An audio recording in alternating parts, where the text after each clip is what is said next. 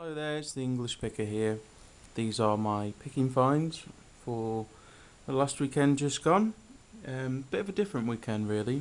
As I mentioned in my previous video, I've been trying to sell some stuff at an indoor antiques fair. It was over the weekend, so I missed all the car boot sales and everything. But the stuff you see in front of me is stuff I actually bought from the fair. Now, when I arrived, I didn't initially look around too much. I did a little bit, and I picked up a couple of the pieces up here then, but I didn't really have time because people were swamping me, asking me for prices.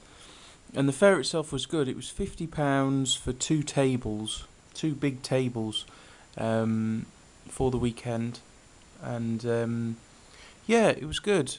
In total, I made probably £150 profit. After all my cost, travel, everything like that. So it was well worth doing. The problem was I spent £120 on everything you'll see in front of you. All this lot here. So yeah, it was quite good because, when there was lulls, I was doing it on my own. You got a chance to wander around. And also I put a little sign up saying, I'll buy any scrap gold or silver, and I can value coins for you, and I do also buy coins. So these pieces up here were things that people brought to me. Someone did bring some medieval hammered coins, and there was sort of half a dozen there. I offered him £30 for them, but to be honest, he knew exactly what they were worth, so I think he was just testing me. So yeah, I gave him my number, and maybe he'll get back to me, but who knows. There were some nice coins, but it was a busy fair, and I hadn't got a chance to look them all up, and he wanted a price there and then, so that's what I offered. So yep, I'll get right into it. Here's what I found. First of all, I'll show you the bits that got brought to me. There's these set of broken earrings here. They weigh 1.3 grams, and the woman wanted £10 for them.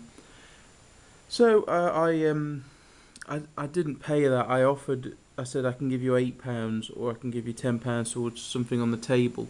So she picked up something off the table that was priced at £10. That thing only cost me probably about a fiver. It was a little bracelet. So actually, technically, these only cost me £5. So I'll scrap them, and I'll get about £12 for them. So not the greatest deal ever, but not too bad. Guy and fellow stallholder said, "Oh, I've got some coins here," and he brought a load of Churchill crowns, and in there was these three here. And I won't show you the Churchill crowns because everybody knows what they look like and they see them all the time. There was about 5 of them there, plus these, and he named his price. He wanted £5 for the whole bag. So I said, yeah. Because in there, these two were they're £5 coins. So this is a Diana £5 coin from 1999, and then I've had a few of these before. It's 2002 £5 coin with a really grumpy queen on the back. So I should be able to sell these for about £8 each, but honestly, I might just take them to the bank and get my £10. But then in there was this 50% silver 1937 George VI crown. Alright condition. So, nice bit of silver, that's worth about £10. So that's good. So the majority of this stuff came from one vendor. All this here. Oh, not those. All this, all these, all this, and these all came from one seller, but I bought them bit by bit throughout the day. All this lot up here, most of it, the pieces down here came out of a 10p rummage box. The other things were priced up individually, and I'll go through what I got.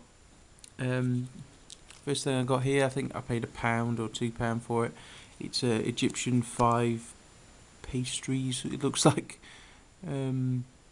it's mounted, but it's still silver. Nice bit of silver. Then out of the rummage box, I got Australian $2. That's current currency. A gambling token. Then it's a dateless, but it's an early, I think it's matron head US penny. Then I got a battered, but it would have been a nice coin as well, which is annoying, but it's an 1847 penny, but it looks like it's been run over or something. Then for £1 I got this, which is pretty worn, but a date I need, 1895 New Orleans quarter. So that's nice. And then that was £2, that was £1, the 50% silver florins. And then for £1 each, I got these shillings here, 50% silver. Then I got a Gilliam, which is William, halfpenny. Egyptian coin, which I thought could have been silver, but I don't think it is. 40% silver, little Swedish coin. I find these things all the time. Then this one's unusual. It's I think it's a contemporary forgery because the die alignment's off. So if I turn it, you can see it's quite wildly off. So, but I'm not sure what it's supposed to be a copy of. So, unusual one. I paid £1 for it anyway. I thought it would be interesting. Then this is some of the good deals. For £1 I got this. It's an Australian 80% silver 50-cent piece, 1966. These things, I think I've found about half a dozen of these so far. So, nice chunk of silver there. This was £1. It's a really nice condition South African threepence there. So that's good. Next thing was an absolute steal. I paid £1 for it, and it is a 500 lira coin from Italy. Just beautiful condition. This is, I think, 72% silver. It's got nice edge lettering details as well. So that's a good deal. Nice chunk of silver again.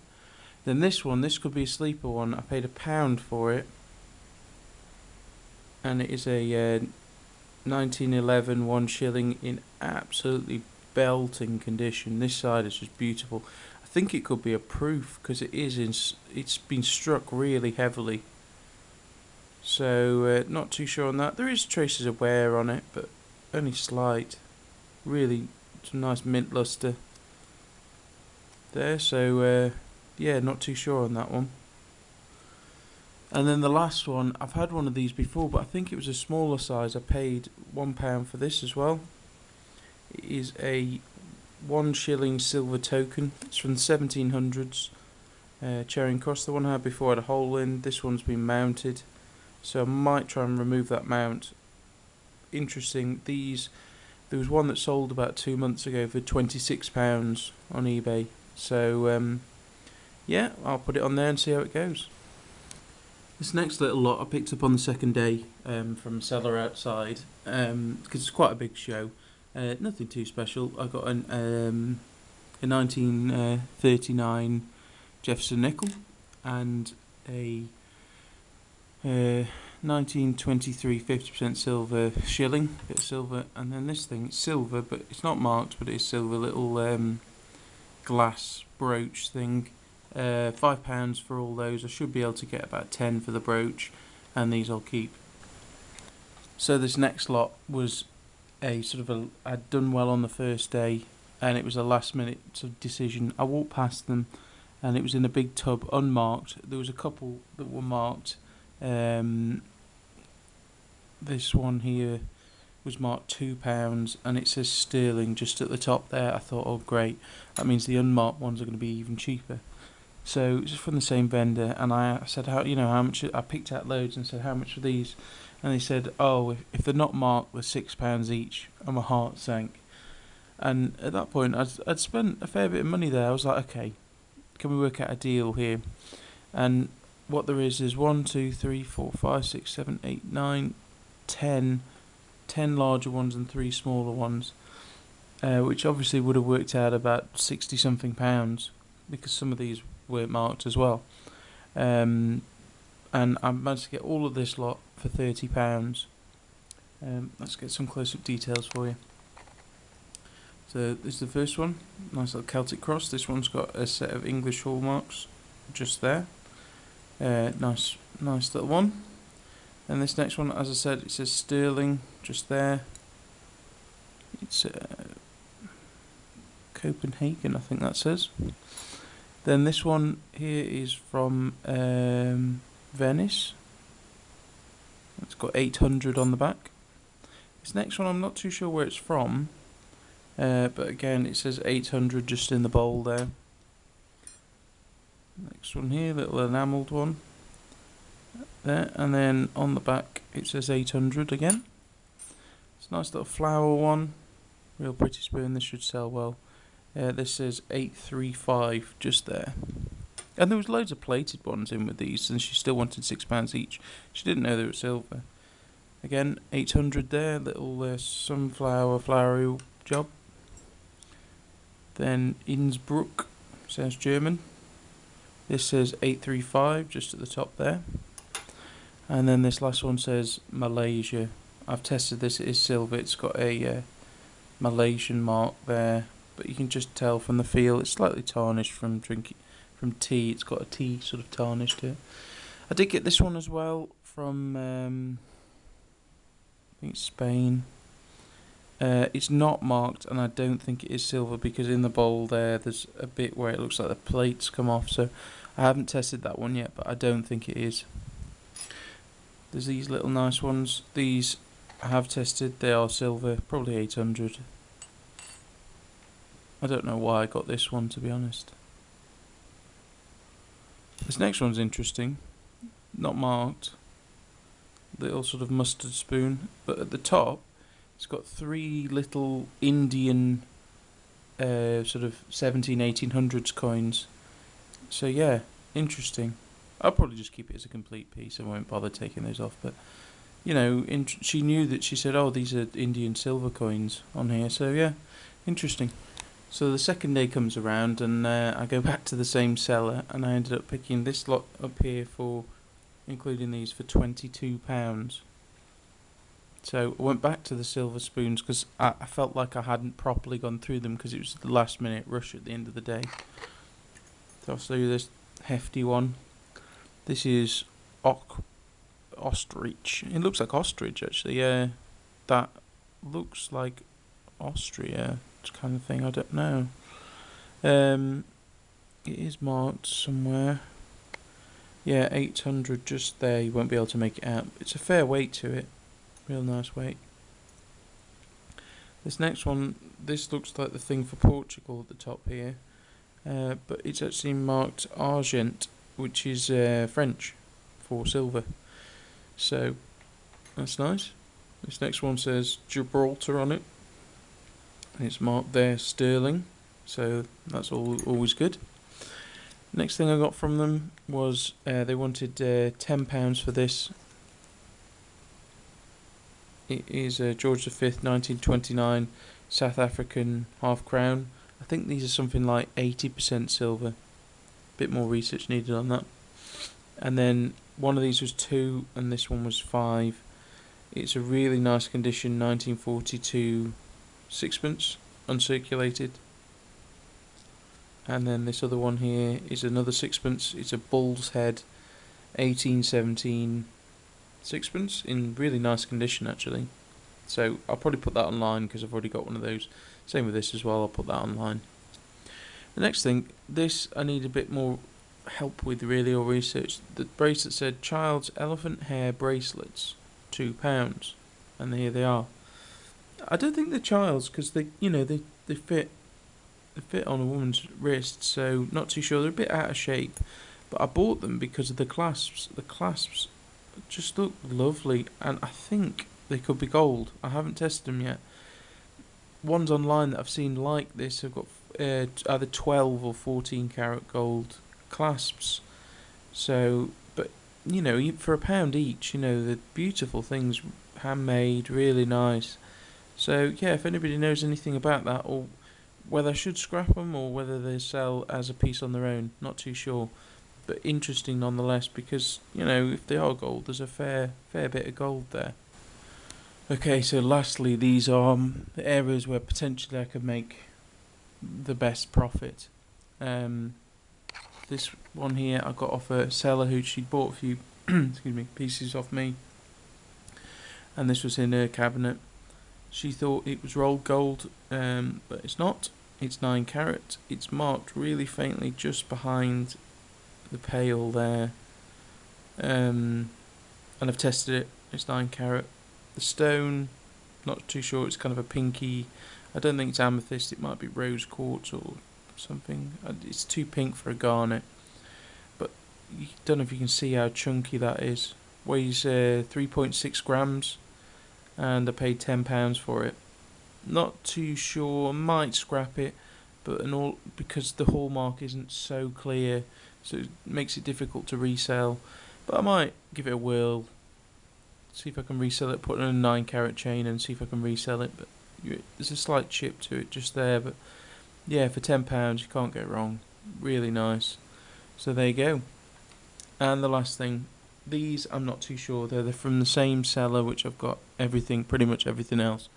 And they're in these packets. This one here says £25 gold, and this one just says £10. And it was right at the end of the sale. I thought, well, what the hell, you know. I asked how much, and the guy went, well, since you bought so much, you can have both of them for £25. And I shook his hand. Now, if anybody knows A, what they say on them, and B, if what they could be, I'll see if I can get a close-up for you. Okay, there we go. See if you can make this out. So on the back, up the top there, it says, it looks like CS, just there, and then there's another symbol just there, and then there, it looks like it says 20. And I was just checking in case it said 1/20th, as in gold filled, but it doesn't. It just says 20. It's really rubbed and whatnot. And I'll show you the next one. This is this side. It's got a real nice colouring to it. Very well made. You can see that side as well. But it's the edge here which is interesting. It's got, let's flip it over. It's got some slight marks there, then another mark there, and then sort of Chinese type writing there, and then there again you can see it says 20 within a square with no brackets, you know, no additional things around it. So I don't know if you can get 20 karat gold. I'm not sure. I think they are gold. So yeah. Okay, so I've just gone and acid tested them because it's been bugging me. They passed the 9 carat test. I did a scratch on stone test, and I put the 14 to 22 carat acid on there, and it did fizz it, but after quite a while. So my guess is around 18 carat. They're certainly higher than 14.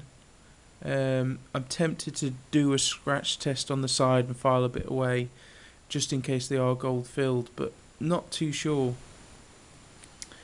So yeah, not too sure. They could turn out to be extreme money makers, or they could just turn out to be junk. Who knows? I'm not too sure. I think that the reason why they were there is because of the Chinese-Japanese writing. It puts a lot of people off because of fakes. But I thought, you know, you've got to take a chance in this business and see what happens. So all in all, really pleased. I'll be doing some more antique fairs, made a good profit, and got some killer pieces. So thanks for watching, everyone. Any advice on some of the things I've asked, that would be great. If not, next time I'll come back with some cool stuff. I've got a big deal planned, so hopefully that'll pan out. So thanks for watching. Please rate, comment and subscribe, and catch me on Facebook as well.